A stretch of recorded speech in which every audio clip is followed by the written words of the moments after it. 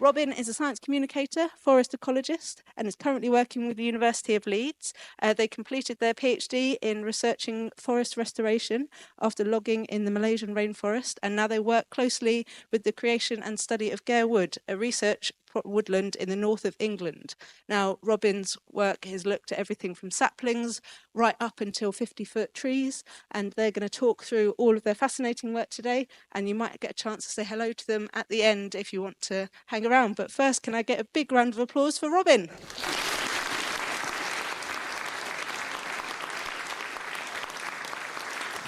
Hello, everyone. It's so lovely to see so many people here today. Don't mind Tim, we'll talk about Tim in just a second. I'm here. My name is Robin. I am a tree scientist, which means my job is to learn as much as I possibly can all about trees. And when I'm not doing that, my job is to tell as many people as I possibly can what it is that I've learned. So that's me. We'll also get to what I'm wearing in just a second. But I want to talk to you a little bit about my current job before we talk about this very exciting stuff behind me. So, as you've just been told, I work for the University of Leeds, as well as for a charity called the United Bank of Carbon. With them, we're planting woodlands all around the north of the UK, and then we're studying them as they grow. So we can find out more and more about all the ways they're going to be really good for wildlife and for people. So that's what I'm doing now. But today's talk is about what I did before this, because I used to work in rainforests. And rainforests are really, really cool. They have more different types of life than anywhere else on the planet. And hopefully, I'm going to be able to share some of that with you today. So let's take a trip to the rainforest. We're going to picture ourselves here on the forest floor. This is a beautiful place, but it's surprisingly dark. Rainforests are able to be one of the most diverse places on the planet with loads of different wildlife, because they've got more sunlight coming in than anywhere else, more energy for things to use to evolve and create really cool strategies at being alive. But down here, 99% of all that light is caught before it reaches the ground. Down here, you'll never even get a suntan. You're just like in the shade all the time. It's actually quite nice. But it is still hot and humid. The light isn't getting here other than through these occasional gaps, but it's hot and humid and sticky, and it feels a bit sweaty and it's sometimes a bit gross. It's quite hard to do work out there, but it is really rewarding. It also smells a little bit. You can smell the scent of the leaves rotting away, not in a bad way, just in a way that a lot of life is happening. When you listen, you can hear insects screaming from all angles at you. You can hear life happening everywhere. This is hugely loud. It is a cacophony of life, and it is really exciting to see what's happening. So, we're in the rainforest. What exactly are we looking at? What makes this place special, and what are we going to study as researchers? Well, we're going to look at pretty much the same thing that everyone looks at day to day. When you walk around your lives, where are you looking? You're looking kind of where this person is, this yellow line coming across the bottom. We're looking down towards our feet, and we're looking across at the people and things around us at our own height. That tends to be how it works. So we do that. And most people never really think to look up. The idea that we could be looking at what's above us. Like, when was the last time you walked into a room and you looked at the ceiling without anyone telling you to do it? You'll probably look now and see that there's some cool stuff happening. But like, next time you're just wandering around in your day-to-day life, look at a ceiling that you've never looked at before. Maybe there's something exciting there. And the same thing is true with the rainforest. Almost all of the research we do is down at ground level. But some scientists want to look a little bit higher and to find out a little bit more. So that's what we're going to talk about today. There's a long history of this. We start off with binoculars. Probably the most simple way of doing canopy science is to make things just appear a little bit closer. Who's used binoculars? Just a quick show of hands. Yeah, binoculars, telescope, something that makes things just appear a little bit bigger to you. Great. That is a great scientific tool. But it's hard to feel like you're really up close and to touch things, to take measurements. It's great for observation stuff, so we use it a lot for studying things like birds. What else can we do? Well, I'm going to tell you that the next thing I'm about to show you is not advised. We don't really do it anymore. We could have a gun. We could shoot down a branch, knock it down out of a canopy, bring it down to the floor, and mean that we've got something that we can just wander over, look at it and go, oh yeah, a branch. Measure some things. We've brought things closer to us. And that has been a huge part of canopy science for a really, really long time. Now, generally, we don't really like using guns. It's not ideal. The next thing I'm going to show you, we probably don't want to do even more, which is just we can release a poison. Same kind of stuff you'd use to fumigate a house and kill off pests and things that might be in your house without you wanting them there. Big cloud goes up. Lots of animals kind of come back down, and we can study them at the ground.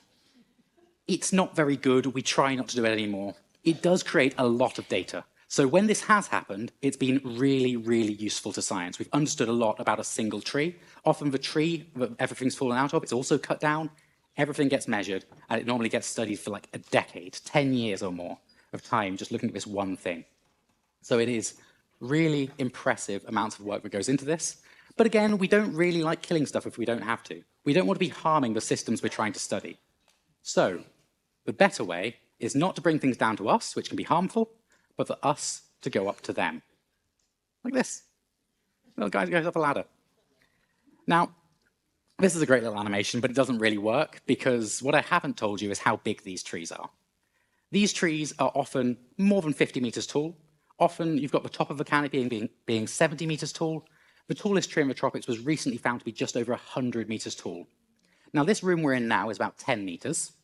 So 10 times this room for the tallest tree in the tropics. These are absolutely huge things. And can you imagine having a ladder that tall? Can you imagine having to carry it through this hot and sweaty forest where there's loads of trees in the way to bump into? It's not ideal. So what can you do about it? Well, option number one, to bridge this gap where you've got to the top of a ladder and you want to get the rest of the way, is just climb. This is a picture of me climbing my very first tree. It was a long time ago. I don't think I technically climbed it. I think someone put me there. But I've been climbing trees for a while. It's a good strategy. This is me climbing more recently. Again, just climbing up a tree, seeing what's up at the top of it, and not really using any equipment to do it. I don't recommend you do this on your own. Definitely don't do it without lots of health and safety and supervision. I have been training for this my whole life, and I've learned how to do it very safely. So this is not the way to do it, but it is a classic way of doing it. It's also not really possible in the tropics, because those 70-meter tall trees, the first branch often isn't until you're 50 meters up. Like, they're just these long sticks. They look pretty much like these ones in the background, but stretched even more spindly. So you're going to need some form of equipment. And people have been using equipment and engineering to solve this problem for a really long time. So here is the classic way of doing it. If you recognize this technique at all, you might recognize it from the film Mulan, where someone is able to climb a big pole. But this is basically how it works. You use something that wraps around the stick of the tree, and you lean back with your full weight on it, and that puts friction on the back. If you've got that friction on the loop, it can grip much more strongly than your hands ever could. And it means even if you've not got handholds, you're able to inch your way slowly up. Now, the problem is if you lean forward again, you lose all that friction and you kind of fall off the tree. And we do tend to have unexpected things happening in rainforests. There's quite a lot of stuff living there that might want to jump out at us. So we probably want something a bit more secure than this. And that's where all this stuff that I'm wearing right now comes in. Tree climbing. Not with ladders, not with a little loop, but with ropes. Ropes like these ones, which will be making an appearance a little bit later. But all of this safety equipment is what means that I can do high-quality research all the time really, really well without worrying too much about safety. So this is a picture of me. Up next to me is a picture of Tim. Tim, give everyone a wave. Everyone give Tim a big cheer. Thank you. Now you're going to give Tim an even bigger cheer because I'm going to explain why you gave Tim that first cheer. Tim is the reason any of this can happen. I do this kind of climbing every now and then, often in very short stints for field research. And what that means is most of my kit hasn't been checked recently because I've not been at the rainforest in the last 6 months. Tim does this stuff every single day. We learn to climb together, and this is his main job. It's fantastic. All of this stuff that I'm wearing today is Tim's kit, and here's the reason that any of this is possible. So a massive cheer for Tim, because he is making canopy research happen. You'll see a bit more of Tim in a bit. But right now, Tim is on screen. Can you see he's got all these ropes hanging down? And actually, for both of us, we're not really climbing the tree at this point. We're climbing the rope. And this means we're even doing even less damage to the tree because we're not touching it. So I want to show you some of the cool ways that we can do this.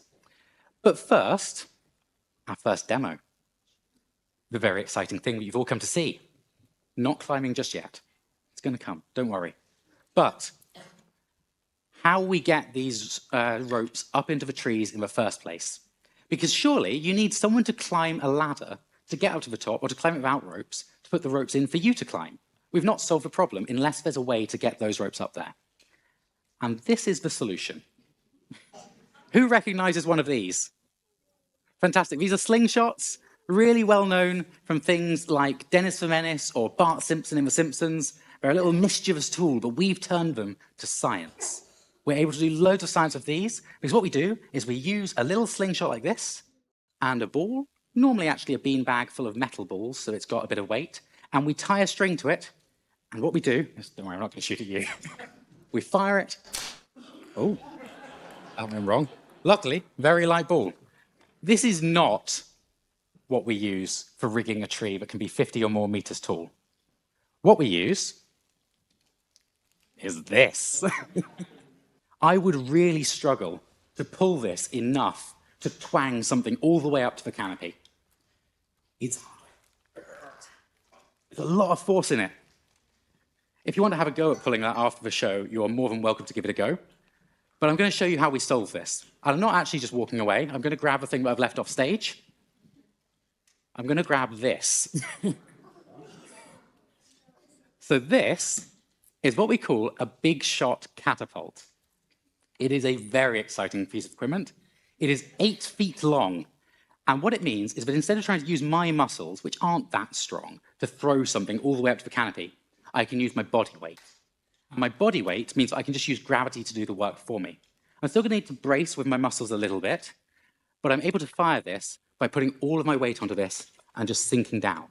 And that's so much easier than doing this. Now, you will notice that I've got a couple of safety goggles on the top of this, and that is because if this did break, we've got enough energy stored in here, enough elastic potential energy, but it can fling something all the way up to the top of a rainforest. And if it breaks, I don't want that going back towards my eyes. So I am going to put these on.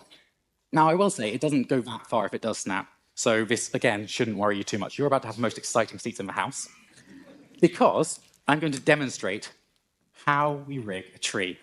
So this, in this case, is our little beanbag. It is tied to a piece of string. We're going to fire over a branch to get our things up there in the first place.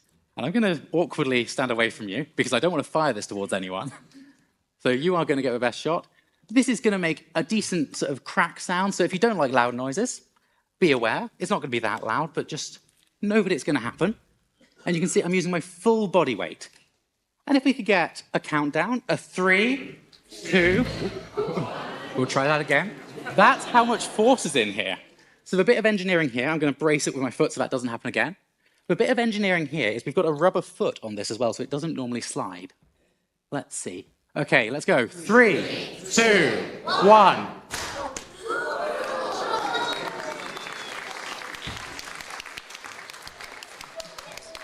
Thank you very much. So this is the big shot catapult. I'm going to just put it back off to the side over here again.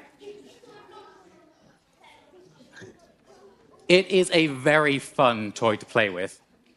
Now that can shoot things up about 50 meters, and beyond that we might start to use a crossbow. For very good reasons, I've not brought a crossbow today. You've seen how good my aim is. We're not going to go near it. But that is how we get strings up into the canopy. But you can't trail a whole rope on that. You want to take that string and use it to pull up your big, safe ropes that we can then attach to. And now that we've done a little bit of safety, we're going to learn about the things that let us climb this rope. Because we've already ascertained that I can't grip onto things very well. And our types of safety come in 2 main styles. We've got type number 1, which I'm not actually holding, I picked up the wrong thing. We've got type number 1, which has teeth. Inside here is a load of little teeth. Can you see that? Yeah, it's on the screen as well, if you can see it up there. These little teeth face in one direction, and they point downwards on the rope, which means they slide really well if you're going upwards, but they lock in and stop you falling back down again if you try and go the other way. So I've got one of these. This is going to go on my chest like this one. There's going to be another one that goes in my hand like this. There's going to be another one sometimes that could go on the foot. The more little teeth going in, the better. Just helps you to climb up. But it's really hard to go back down again. So the other way that we climb our ropes, I'm still wearing these. The other way that we climb our ropes is using something that pinches the rope. So I'm going to use this one to demonstrate. This is actually not what I'm climbing on today. This is a gree-gree. But this is a slightly simpler thing so you can see how it works. I am going to have all my weight on this hole. Yeah? This bit will be closed, but it's easy to see the mechanism if it's open. And my weight is going to go, as there's a rope through here, the rope is going to pull up, and you'll see it opens. And can you see this bit is pinching? It's closing that space in here. So that space is just closing just enough to put lots of friction on the rope and stop me from falling back down. You'll see all of this demonstrated in just a moment. But I've also got this handle, which I can pull back down to open it back up again. And that's how I control how much friction I want and how much I can lower back down. So that is the key piece of technology. And the final third thing that we really want to know about is this. This is the most important thing of all. This is my safety duck. But again, it's great because I have no grip strength. It's got this little string, and if I forget to hold it when I'm coming back down again, or if I fall and have to put all my weight onto it, it snaps closed. It puts loads of friction on very, very suddenly, and I get stuck up at the top of a tree. It stops me from falling out of a tree, basically, which is exactly what we want. Now, what I know you want is to see someone climb some ropes, and I'm very happy to help with this. So, Tim is going to bring us some ropes. Again, a massive round of applause for Tim.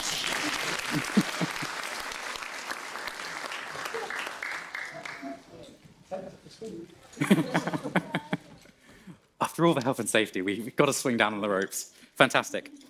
So, I've just explained to you what all of this stuff is. So, we're going to do it in pretty much reverse order. First off, I'm going to attach this. This is the safety device. This attaches onto the rope because safety always goes first. Now that this is on, I also need to be attached onto it. And if we give this a good tug, you can see that causes all that friction, and I can put all my weight on that, and that's me safe. To undo that, I just need to slide it back up again and remind it that I'm alive and I'm fine. So that's all good. My next step is going to be attaching my hand ascender. This is one of those little things with teeth. It has teeth on this bit that I've just opened, but it's going to go on the rope, and it can close like this. It also has a little loop for my foot. And then the final thing I'm going to attach is going to be this. This is called a crawl or a chest ascender, because there's a bit on my chest that lets me to ascend. I can go up to the canopy now. Would you like to see me climb a rope? Yes. Fantastic. So, let's see. Final checks. Just make sure all of these are nicely safe. And we're going to bring through a little bit of this rope. And you'll see, even though it was hanging to the floor, it's actually quite bouncy. It's got a bit of give. And that's just in case if I fall a little bit, it wants to be a bit springy. I don't want to fall on something that's really solid. You can see inside this rope over here, it's actually got loads of different things all woven together inside of it. So I'm climbing the outside, and here's the core. I'm now climbing. I'm in the air. Very exciting. Okay, so let's head on up. I'm going to go come and say hi to you lot. This is exciting. Normally, we don't get to talk to you lot up here. Let's go and say hi to the balcony people. So you can see, I'm just going up a little bit at a time and locking in my progress with my chest ascender each time. My safety stays above me, just to mean that if I do fall, I'm not falling too far. Everything has got to be nice and safe, and I want to keep this as smooth as possible. The RI does loads and loads of very exciting things in here. Hopefully this is one of them. But the RI does all sorts of dangerous stuff and keeps it very safe by working very hard. The more boring this looks as I rise up, the better my job has been of keeping things safe. So, Let's see how it's going. If something doesn't quite pull through, I just need to make sure that it's still going.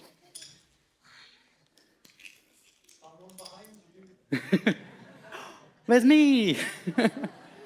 Normally, there isn't a massive silhouette of a climber behind you as you go up into the rainforest. It's very fun to see it up here. In fact, it's very nice to climb at the RI generally. I don't think too many people have been able to do this. Hello, everyone. There's a whole load more people up here. This is great. Okay, I'm going to keep going because I do have more slides, and you probably don't want to just be staring at my silhouette this whole time. Ooh. This is actually quite hard work. This is the secret of the canopy. We'll get to it in a second, but the goal is to be as lazy as possible when you're up in the treetops. So, we're going to take a quick silent minute because I need to do the most important thing up here, which is safety. The next thing I need to do is I need to change over onto my descending device. That is the safety bit. So, bear with me while I do this, because I absolutely do not want to get it wrong. So, just threads in, clicks in, locks together safe, and that's me at least now attached to it. The next step is coming off the things that I came up on and tidying it all away. So, I'm now safe. I'm also a little bit sweaty. It's really hard doing that. If you came up the stairs, you picked the good option. Like, stairs are so much better. They're much more efficient. The thing we're going to talk about just after I've tucked this away properly is going to be the efficiency of being up in the canopy, because it's hard. It's really hard for me as a human, but even for little animals, it can be really difficult to do this well. Now, I'm going to try and not drop this clicker, because otherwise it's going to be really embarrassing, and I'm going to have to do that next slide, please thing. We're now up in the canopy. It's very exciting. This is the canopy of the Indonesian rainforest, specifically the island of Buton. It's where I did my first ever rainforest research, and it's one of my absolute favorite places. I took this photo from probably the biggest tree that I climbed in that season, and it was out of the top of a really big hill. So it was really cool to see. And I wasn't alone up there. All sorts of little friends. Not all of these are from Indonesia, and actually none of these are my photos, so sorry about that. But these are all friends that are a little bit adapted to the rainforest canopy and to climbing. But did you know you also have an adaptation to canopy life? Some of you will have a different tendon in your wrist to others. So, if you pinch together your thumb and your little finger like you can see on the screen, maybe tilt your hand towards you just a little bit, you might be able to see a little tendon on your wrist. Just have a quick look. Hands up if you think you can spot one on your wrist. Okay, so some of you can, some of you can't. Very exciting to see. So this is just a leftover thing that we have from back before we had thumbs, because we still needed to grip somehow. We needed to grip and be able to understand how we can hold on to the canopy and be really strong up there and really safe. Later on, we got thumbs, which really helps us with holding things, but this was a tendon that attached to a muscle and held us in place high up above the forest. So if you got one of these, very well done, you're a predisposed climber. If you don't, look at all this cool stuff you get to use. It's great. I don't think I've got one of them, so yeah. Anyway, we've got these things as people. These little guys, who still live up there and do rainforest stuff all the time, have even cooler adaptations, and they get to be far lazier with it. There is nothing worse than having to climb up every single tree. They want to go between them. So, they can't exactly fly, but they can glide. Sugar gliders have big flaps of skin, little wings that they can open out and glide between trees. They don't have to go all the way down to the forest floor. Then we've got Draco lizards. Those things that look a bit like the sugar glider's wings are actually its whole rib cage. It opens out its ribs, and that gives it enough surface area to glide from tree to tree. One time I was climbing a tree in Indonesia, and one flew over and just landed on the tree next to me. And I was like, whoa, where did this person come from? I just spent ages trying to climb this thing, and it just arrived. The goal is to be as lazy as possible. My personal favorite thing here is a flying frog. I just think it's really, really cool. So, yeah, animals have a huge amount of adaptations. But it's not just the animals. We also have trees. Now, my mum is in this room somewhere. I think she's down here. She's also in the middle picture. This is the scale of this tree. She's not huge, but she's also not so small that she should be that tiny against the roots of a tree. These are really big trees. They're a long way up. And one of their adaptations is that they are really good at spreading their seeds a long way. And they do this by dropping their seeds with helicopters. So, I don't have the seeds with me. That'd be really hard to bring them all the way over. But I do have 2 pieces of paper. They are pretty much identical. Now, one of these I could drop like a regular fruit, just a scrunched up ball, a sphere, just like that. The other one, if I take the bottom of it and I scrunch it up, but I leave these 2 out as little wings like the dipterocarp tree does, we'll be able to see how far they fall. So do you want to give me a countdown to see how far they fall? Okay. 3, 2, 1.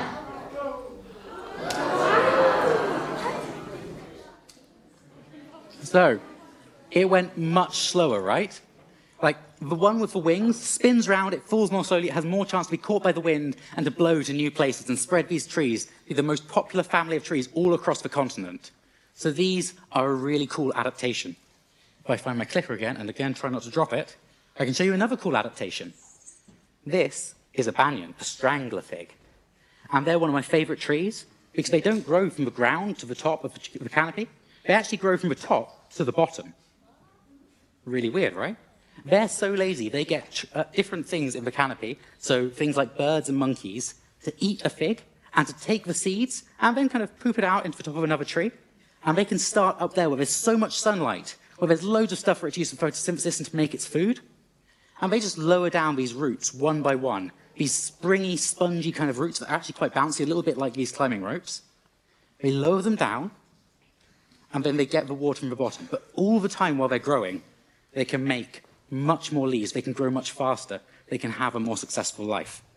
So these strangler figs are really cool. Once they're fully grown, they wrap around the tree that they started growing on, and that can decompose, and you end up with this hollow in the middle of some of them, so you can stand inside and look up and see the sky. It's really cool. That's what's shown in the picture on the right. So, another thing, a little bit like a strangler fig, is a vine. These are lianas. They're a bit like brambles, but they grow right the way through the canopy. They start off from the forest floor, grow up the trees, and then jump between and connect different things together. It's, again, a really cool strategy because they use trees to support them like a trellis. They don't need to have so much energy going into making really solid wood. They're able to just kind of rise up and piggyback on some of the stress that the trees are taking on. So this is a really cool adaptation. Next up. Oh, this is just me on top of a big liana, because I like to climb things. I thought that'd be fun. Next up, epiphytes. These are my favorite thing. They are really, really cool. This is a bird's nest fern. It hangs out on a tree, and it's one of a load of different types of epiphytes. This is another really cool type of fern that is an epiphyte living on the canopy, a plant that grows on top of a tree. It has these beautiful green leaves, but also these brown leaves that go along with it. And they act like little cups to catch falling leaves and water, and mean that we're not losing anything that could be useful and might fall to the forest floor. We want that stuff up in the canopy. So, loads of really cool epiphytes. These orchids are so cool, they can actually bring water out of the air using specialized roots. The ecology is stunning, and they flower with the smallest seeds in the world. Those seeds are so light they can blow on the wind. Really tiny. They barely carry any food with them to start their new lives. But the flowers are really good for all sorts of insects up there. I've been covered by ants and bees in the canopy, and I do not recommend it. They're not normally as bad as the ones you get here, and they're not that scary, but there is a reason why if you look at these lovely trousers I'm wearing, they have 2 layers, and they tuck into my socks. Because it means while I'm up here doing all my research with my clipboard and my pencil, I'm not going to be covered in things and have to get them all inside my clothes. I can be fairly secure and safe while I'm up here, and not distracted, and I can focus on the dangerous business of climbing ropes. And with that, I think I'm going to come back down, because the next thing I want to show you is that pineapple you may have noticed on the desk. And I didn't want to bring it all the way up here, because they're quite heavy. So, another very exciting bit. I'll see you all later. Please do stick around. I'm just going to lower myself down. And we've done that thing that I said I was going to not do. I managed to notice, don't worry. Let's take my safety with me this time, and we'll head on down. Cool silhouettes coming back. Ooh. I'm trying not to fall. Ooh. Almost down. Whoa. Hooray! Lovely. Now, Tim is very helpfully going to come back and take these ropes away again so you can see the presentation. And I am going to remove myself from these ropes. Tim is a lot faster at getting off ropes than I am, which is why he's already here. But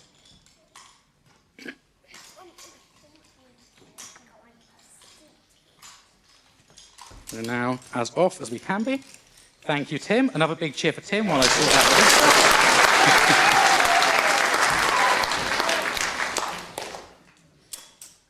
Great. I'm down on the ground, and I'm safe. That is all we can ever wish for. That is a successful bit of rainforest research. And I did say I was going to show you a pineapple. Now, this is where pineapples grow. They do not grow up at the top of trees. Don't go away believing that a pineapple is a type of epiphyte. But this thing that you saw on a previous slide is a bromeliad. They are epiphytes, and they're really closely related to pineapples. Pineapples are just the weird one of the family that kind of just lives down on the ground for some reason. But they have this same adaptation to being in the canopy.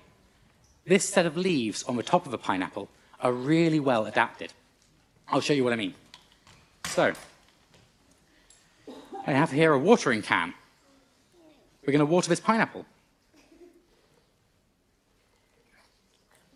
It's not going to grow. That's not the demonstration, don't worry. But what it should do is between all of these little leaves, it'll be making a little pond. It's capturing lots of water in between those leaves. And that means that our little frog can go in at the top. It's going to live very happily in these little ponds up in the canopy. This one that I put in here, I made yesterday out of polymer clay. Those ones are real frogs. They are really cool creatures. Like, they do loads of cool stuff. There's another type of frog as well that does it. This one's even wearing its tadpoles a little backpack. You can see the frog spawn as well. It carries those tadpoles from place to place around the canopy. Again, being much better at climbing than I am. More efficient than I could ever be. This is some really cool stuff. And then, how else can we get around when we're up in the canopy, when we're exploring all of this rainforest space? I've done a lot of climbing. It's hard work, but it does mean you can get about really easily. You can go to lots of different trees. If you're interested in one smaller space that you want to study really, really thoroughly, I want to build a crane. This is part of the future of climbing. The way to get up there and study things really well and really in depth. Your crane can even take you around. You don't have to just go into one place. It's not just up or down. It goes all around. This is a picture of one. That crane can spin in a full circle. This is out in Papua New Guinea. It can spin in a big circle and give people access to anywhere in the forest in that area. People don't need to be trained in how to do all this climbing stuff. They can just get in a little box, trust to whoever's operating the crane, and be taken to a magical land up in the rainforest canopy and do some really important science. So this is a hugely important technique. Another cool thing about this is you can use this to add in other experiments. This is the Amazon face experiment. And what they're doing is each one of those white towers between the cranes is pumping out carbon dioxide. Not a huge amount, not enough to really be causing global warming at all. It's much smaller amounts than even a reasonable-sized road would be creating.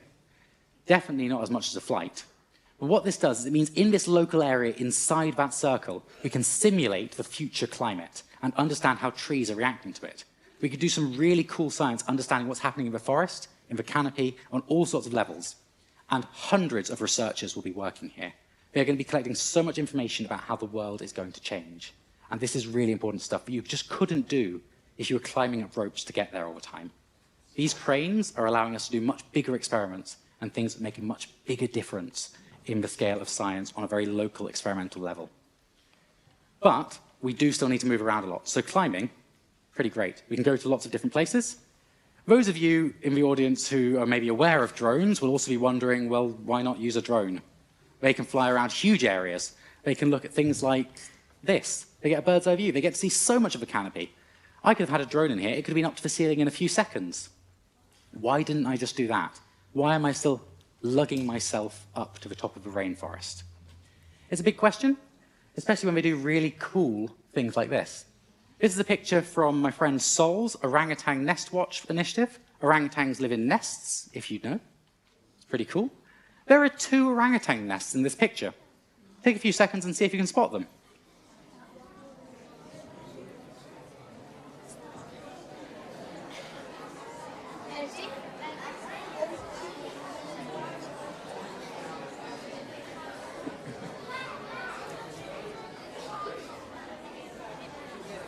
Okay.